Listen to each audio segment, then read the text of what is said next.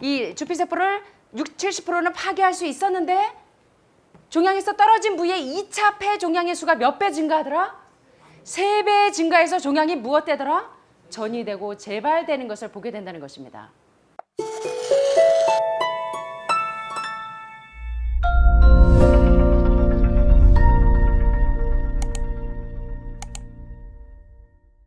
자, 이번 시간에 이것이 새로운 암이 발병할 확률을 몇 배 이상 높인다? 100배 이상 높이는 이것이 무엇인지 이번 시간에 안드레아스 모리츠 선생님이 말씀하시는 그러한 처치에 대해서 한번 살펴보도록 하겠습니다. 자, 먼저 항암 화학요법은 독성이 너무 강해서 약이 몇 방울만 손에 묻어도 무엇을 입을 수 있다고요? 심각한 화상을 입을 수 있다는 것입니다. 어떤 종류든 화학요법 약이 병원이나 다른 곳에서 옮겨지는 도중에 누출되는 사고가 발생할 때는 주요 생물학적인 재해로 분류가 되어지고 이를 처리하기 위해서 여기 보니까 무슨 옷 입었어요?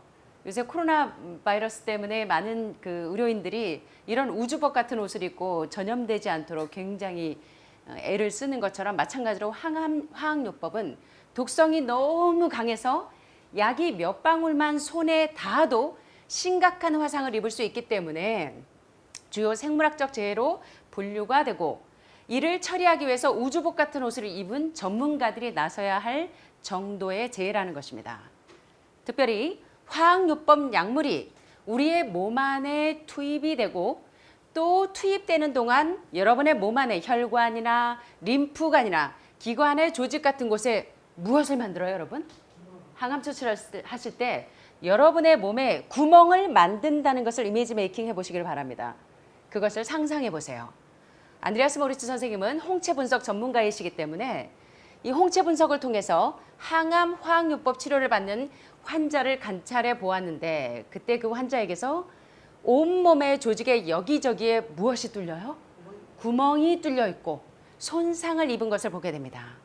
이 화학요법 약물이 암세포를 파괴하는 것은 맞지만 그 화학제가 몸 안에 많은 암세포만 파괴하는 것이 아니라 건강한 세포까지 함께 파괴하기 때문에 여기까지도 좋은데 여기까지 이해하시죠? 암세포 한 마리를 잡으려고 건강한 세포 100개를 파괴하는 것까지 이해하십니다. 그런데 그 결과가 뭐냐면 건강한 세포까지 함께 파괴되는 것까지 끝나는 게 아니라 몸속 모든 곳에 무엇이 생겨요? 염증이 생긴다는 것입니다. 이 때문에 항암요법이나 방사선치료를 받으면 뭐가 빠져요? 여기 이제 항암하고 오신 분들 머리 모자 쓰고 오시는 분들이 많은데 머리카락이 빠지고 또 한동안 오셔서 음식을 못 드시고 음식 냄새만 맡아도 개깅하시고 구역질하시고 이런 경우가 상당히 많습니다. 또 많은 환자들이 음식물을 거부하는 신경성 식욕 부진에 걸리기도 합니다. 그래서 사무엘 앱스테인 박사님은 이렇게 말씀하십니다. 현대의학의 암 치료를 받을 때 생길 수 있는 위험은 신경성 식욕 부진뿐만이 아니고 몸에 염증이 생기는 것뿐만이 아니고 무엇이 문제이냐면 항암 화학요법과 방사선요법은 암세포를 유방에 있는 암세포를 10개를 죽이기 위해서 그 처치를 했을 때 새로운 신생암이 발병할 확률이 몇 배 이상 높아진다? 100배 이상 높아진다는 사실에 대해서 우리가 굉장히 심각하게 좀 받아들이셔야 된다는 것입니다. 게다가 이제 종양을 더욱 치명적으로 만드는 항암제에 대해서 이제 많은 연구 논문들을 좀 살펴보도록 하겠습니다. 캔서셀이라고 하는 암세포지의 2012년 1월 17일자에 발표된 획기적인 연구 결과를 보면 모든 1차 암 종양의 일부인 거의 분석되지 않은 세포 그룹, 다시 말하면 1차 암 종양의 일부, 원발암에서 비롯되어지는 암 종양의 일부 세포에서 암 진행과 전이에 대항하는 중요한 차단벽 역할을 할 가능성이 있다. 이것을 발견했다. 이게 무슨 얘기인지 아세요? 말이 조금 표현이 어렵지만 여러분들은 암이 적인 줄 알았는데 암이 뭐라고요? 친구라고요. 암세포는 우리 혈관이나 림프 쪽으로, 세포 속으로, 장기 속으로 독소와 노폐물이 들어가지 못하도록 암세포가 응집해서 모아주고 있는 것인데 얘를 괴롭혀버리기 때문에 얘가 더 치명적으로 독해진다는 것입니다. 1차 암 종양의 일부의 세포 그룹이 암 진행과 암이 전이되는 것을 대항하는 중요한 차단벽 역할을 하는 요소들이 있음에도 불구하고 많은 사람들이 암이 무엇인 줄 알고 적인 줄 알고 나를 괴롭히는 괴물인 줄 알고 혈관 형성 억제제로 알려진 새로운 종류의 항암제를 투입을 했을 때 종양에 대한 혈액 공급을 차단함으로 주피세포라고 불리는 이 세포를 감소시키고 파괴한다는 것입니다. 여러분, 주피세포는 뭐냐면 모세혈관이 되는 전 단계의 세포를 주피세포라고 합니다.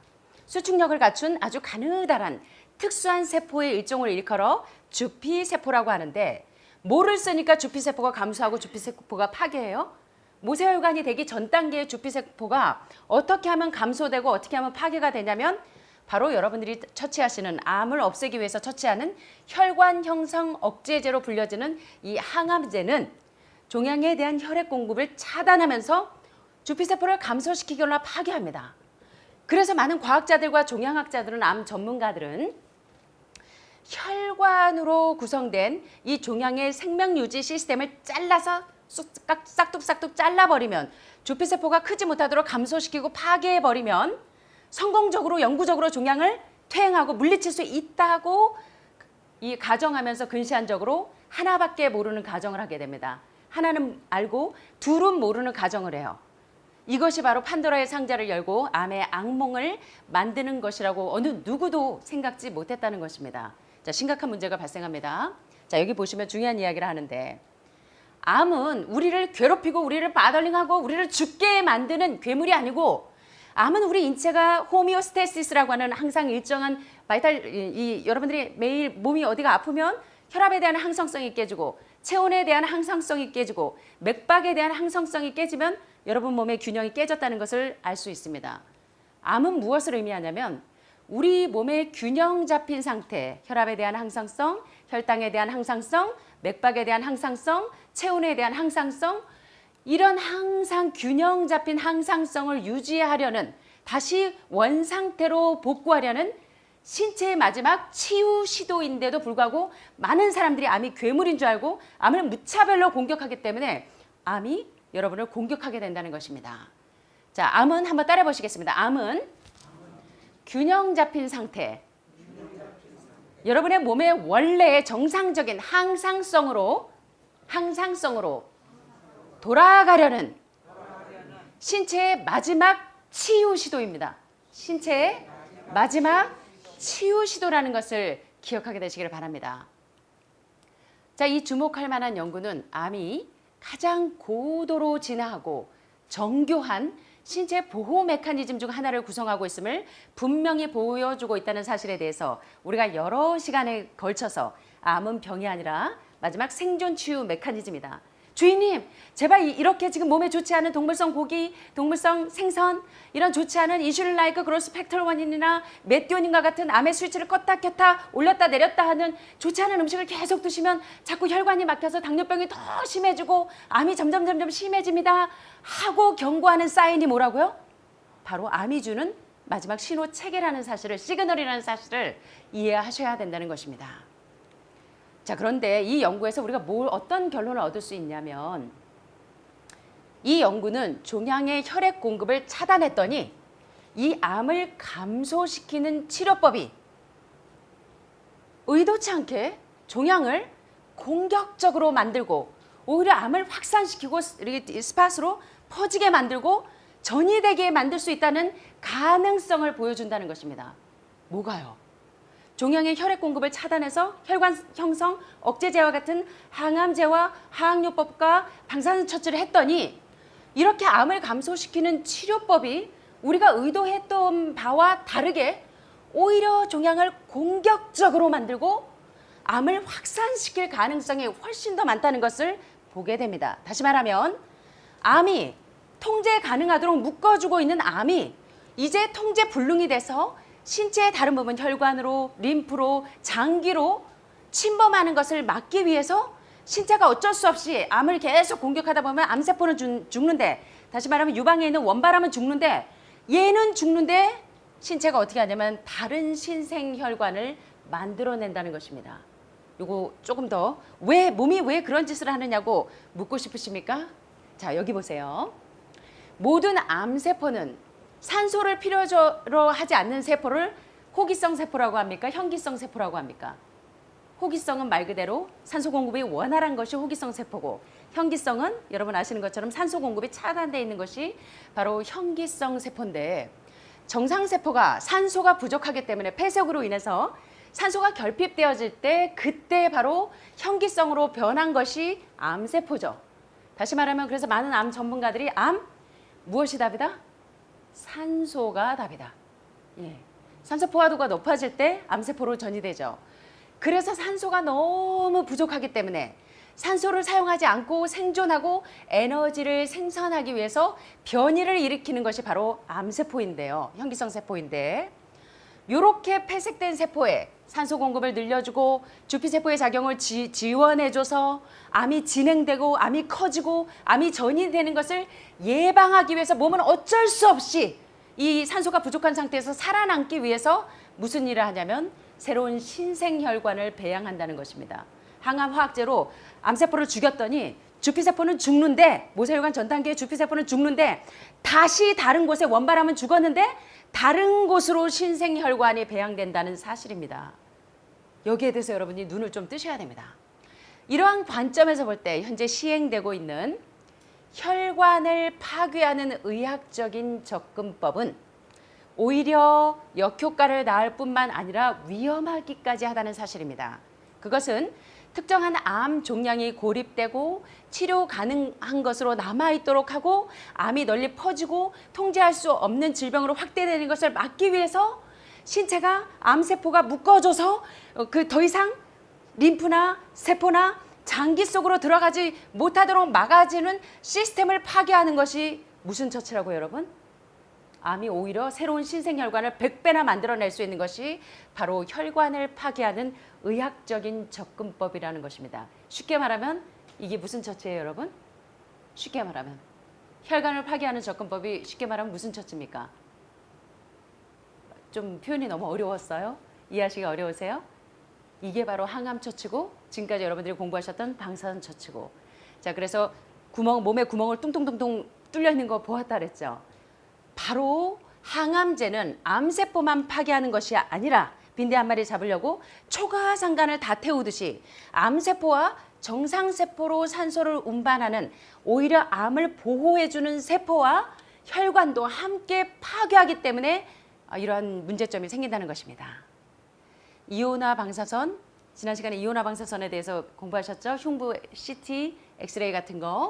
이런 이온화 방사선과 항암제는 발암성이기 때문에 새로운 암세포가 우리 몸의 거의 모든 곳에서 발병할 수 있게 하는 처치라는 사실에 대해서 이제 여러분이 왜 내가 수술도 하고 항암도 하고 방사선도 20차 했는데 왜 내가 유방에서 폐로 전이되고 거기에서 골수로 전이되고 이게 도대체 무슨 일인지 여러분 너무너무 궁금하셨잖아요.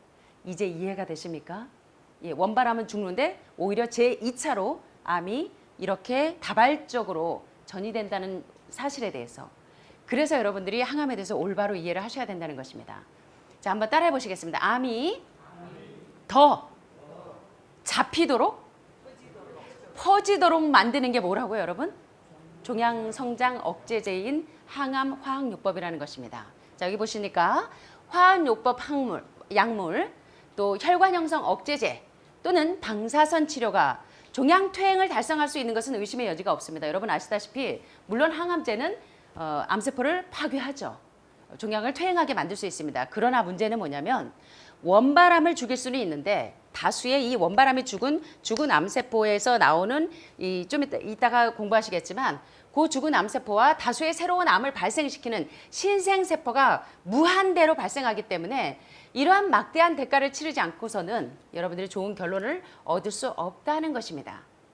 생물학적인 대량 학살이 남긴 수십억 개의 죽은 암세포와 주피세포 외에도 염증을 일으키거나 손상된 수십억 개의 세포와 혈관이 있는데 이것이 더 새롭고 공격적이고 치명적인 암의 발생 가능성을 더 크게 증가시킨다는 사실입니다.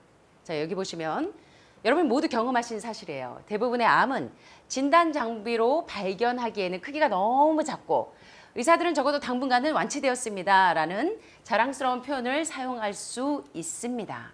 그러나 이러한 암들은 필연적으로 1년 내지 2년 안에 크기가 더 커져서 진단을 통해서 발견이 되고 이전에 완치되었다고 선언했던 그 의사가 여러분에게 암이 재발되었습니다. 유방에서 폐로 다발적으로 퍼져 있습니다.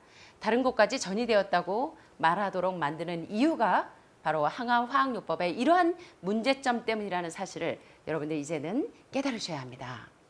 자, 여기 닥터 라후 칼로리 박사가 아주 중요한 결론을 하버드 의대팀과 또 라후 칼로리 박사 팀이 연구한 결론을 보면 화학요법이나 혈관 형성 억제 치료법이나 방사선 치료를 포함한 현대 대중요법, 3대 대중요법 치료는 우리를 공격적인 암에 걸리게 하고 생존 가능성을 높이는 것이 아니라 오히려 어떻게 만든다?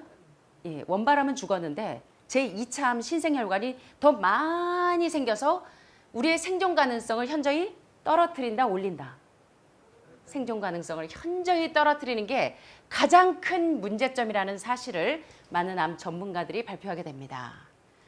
자, 그래서 이 하버드 의대팀이 주피세포의 표적이 종양으로 혈관 성장을 억제하는 약물이 하는 것과 같은 방식으로 종양 성장을 과연 억제할 수 있는지 여부를 연구하게 됐는데 지금까지 보신 것처럼 항암 화학요법이나 혈관 형성 억제 치료법은 주피세포를 억제할 수는 있습니다.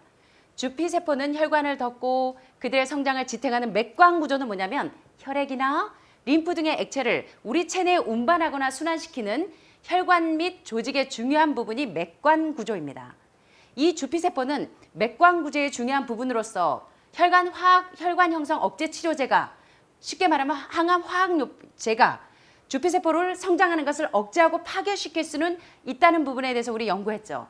그런데 이 안타까운 사실은 뭐냐면 하버드 의대팀이 연구한 것처럼 종양세포 그룹이 암의 확산을 막는 방법이 주피세포가 암을 줄일 수 있고 축소시킬 수는 있는데 과연 주피세포가 전이를 예방하는 데 도움이 된다는 것을 보여주는 연구를 했는데 오히려 역설적인 발견을 하게 됩니다. 그 역설적인 발견이 뭐냐면 여기 보시면 여러분이 이해가 되실 거예요. 프레스코 테트 박사는 칼로리와 그의 동료들은 유방암에 적용했을 때 유방암 종양에서 주피세포의 수를 몇 프로 줄임으로써 60% 줄임으로써 25일 동안 종양의 부피가 몇 프로 감소하더라? 30%가 감소했다는 사실을 발견했습니다. 주피세포를 줄이니까 파괴하고 세포를 공격했더니 60%를 줄이고 종양의 크기가 30% 감소한 사실은 발견했어요. 그래서 종양학자들은 종양을 이렇게 수축시키니까 표적암의 성장을 막거나 늦출 수 있기 때문에 이렇게 되면 이 종양학자들은 이것은 새로운 접근법으로 암 치료의 돌파구가 될 수 있다. 이제 주피세포를 공격하고 항암화학제로 방사선으로 주피세포를 공격하고 이러면 주피세포가 축소가 되면서 암이 축소가 돼서 이제 암 환자들에게 새로운 돌파구가 생길 수 있다고 많은 이 암 전문가들은 기뻐했어요. 그런데 여기서 보여주는 역설적인 발견이 과연 무엇일까요? 역설적인 발견이 무엇일까요? 여기 한번 보시겠습니다. 제가 중요한 거를 3개나 표시해 놨습니다. 그러나 연구진은 주피세포를 60-70% 정도 파괴하고 축소시킬 수는 있었는데 원발암의 주피세포를 60-70%는 파괴할 수 있었는데 종양에서 떨어진 부위에 2차 폐 종양의 수가 몇 배 증가하더라? 3배 증가해서 종양이 무엇되더라? 전이되고 재발되는 것을 보게 된다는 것입니다. 자, 항암을 해서 여러분의 유방에 있는 암세포를 절단하고 주피세포의 수가 60-70% 줄었는데 분명히 유방암에 있는 60-70%의 그 주피세포는 죽었는데도 불구하고 폐로 다발적으로 몇 프로가 전이가 되더라. 3배가 증가하고 종양이 전이되는 것을 여러분들 모두가 다 대부분의 환우분들이 경험하셨을 겁니다. 지금 끄떡끄떡 하시는 분들은 아마 아실 거예요. 자, 그러면 여기서 우리가 어떤 그 역설적인 발견에 대해서 무엇을 깨달아야 되냐면 칼로리 박사는 종양의 크기가 작아진 것만 보면 물론 좋죠. 암 환자들은 너무 좋아하실 수밖에 없죠. 유방에는 암덩어리 촉진이 돼서 만져지니까 와 이게 줄 때마다 여러분들 너무너무 좋아하시잖아요. 유방에는 60-70% 줄었는데 갑자기 호흡이 안 되고 호흡이 가빠지고 하면서 흉수가 차고 폐로 전이되는 사실들을 볼 수가 있는데요. 종양의 크기가 작아진 것만 본다면 결과가 좋다고 할 수가 있는데 전체적인 양상을 보면 종양혈관을 억제하는 것이 암 진행을 조절하는 것이 아니었다는 것입니다. 오히려 사실은 암이 몸의 다른 곳으로 퍼지고 있다는 사실입니다. 이것이 심각한 역설적인 발견이라는 것입니다. 이해되시죠? 무슨 얘기인지 이해되시죠? 좀 어려운 암 전문가들의 의학적인 표현이 있어서 여러분 좀 이해하기 어려우실 수 있지만 결론적으로 이해가 되시죠? 예, 제가 조금씩 풀어서 말씀드리겠습니다. 프로스카 테트 박사는 이식된 신장의 세포암이나 흑색종과 같은 암에서도 이러한 실험을 반복함으로 여러 종류의 암에서 이러한 발견을 입증한 칼로리 박사는 우리는 훌륭한 주피세포 보호막을 가진 큰 종양이 같은 종류의 작은 종양보다 전이성이 낮다는 것을 보여주었다고 말한 바 있다. 그럼에도 불구하고 이러한 모든 문제들에도 불구하고 종양을 축소시키는 것이 암 환자가 살 길이라고 생각하는 이 의료 전문가들의 주장이 아무것도 모르는 암 환자들에게 계속적으로 지금도 여러분이 유방암에 걸렸습니다. 폐암 3기입니다. 전립선암 4기입니다 하면 여러분들이 가장 먼저 대중요법으로 하시는 게 뭐예요? 수술이고 항암이고 방사선이고. 그런데 많은 암 전문가들의 연구한 결과에 의하면 주피세포를 축소시키는 것이 암 환자가 살 길이 아니라 오히려 몸의 암세포는 죽었는데 그 이후에 나는 내가 더 빨리 죽어 있다는 것입니다. 그래서 많은 종양학자들이 뭐가 문제냐면 암을 죽이는 데 초점을 맞추는 것이 아니라 사망률을 죽여야 되는데 내가 죽고 난 다음에 암세포가 죽은 것은 아무 소용이 없어요. 맞습니까? 여기에 초점이 잘못되어 있다는 것입니다. 이러한 모든 문제들에도 불구하고 종양을 축소시키는 것이 과연 바람직한 목표인가? 만약 여러분이 암 종양 진단을 받았고 의사가 제안하는 치료법이 종양의 크기를 30%까지 줄일 수 있지만 주피세포 줄일 수 있습니다. 줄일 수 있는데 동시에 무슨 문제가 생기냐면 원발암은 30% 줄였는데 동시에 2차 종양이 신생혈관이 발생할 확률이 몇 프로나 증가되더라? 300%나 증가시킨다고 말하면 사실 대부분 이런 결과 때문에 여러분들이 재발 전이돼서 오신 거잖아요. 이러한 사실에 대해서 하버드 의대팀과 이 칼로리 박사팀이 연구를 하면서 많은 암 전문가들이 발표한 이 역설적인 발견에 대해서 원래 많은 분들이 눈을 뜨셔야 된다는 사실입니다. 그래서 항암과 방사선과 수술이 암세포는 줄일 수 있을지 모르지만 동시에 2차 종양이 발생할 확률이 300%나 증가시킬 수 있다는 사실에 대해서 여러분은 진지하게 고려해 보시게 되시기를 간절히 바랍니다. 오늘 일부의 내용이 조금 어렵지만 결론은 여러분들이 이해가 되시겠죠. 예, 그래서 오늘 이 제목에서 말씀드렸던 것처럼 새로운 암이 발병할 확률을 100배 이상 올리는 것이 바로 사무엘 앱스테인 박사가 이야기한 것처럼 한번 따라해 보시겠습니다. 항암, 화학요법과 방사선요법은 새로운 암이 원발암은 죽는데 원발암을 30%에서 60% 줄일 수 있지만 주피세포를 줄일 수 있지만 새로운 신생혈관이 발병할 확률을 몇 배 이상 높인다? 100배 이상 높인다는 사실에 대해서 여러분들이 이제 정말 정확하게 인지하게 되시기를 간절히 바랍니다. 자, 그래서 이러한 사실들에 대해서 깨닫고 이제는 정말 우리 몸을 완전히 이제 부분적인 치료만 할 것이 아니라 근본적인 처치를 하실 수 있는 지혜로운 여러분과 제가 되시기를 간절히 바라면서 말씀을 마치겠습니다. 감사합니다.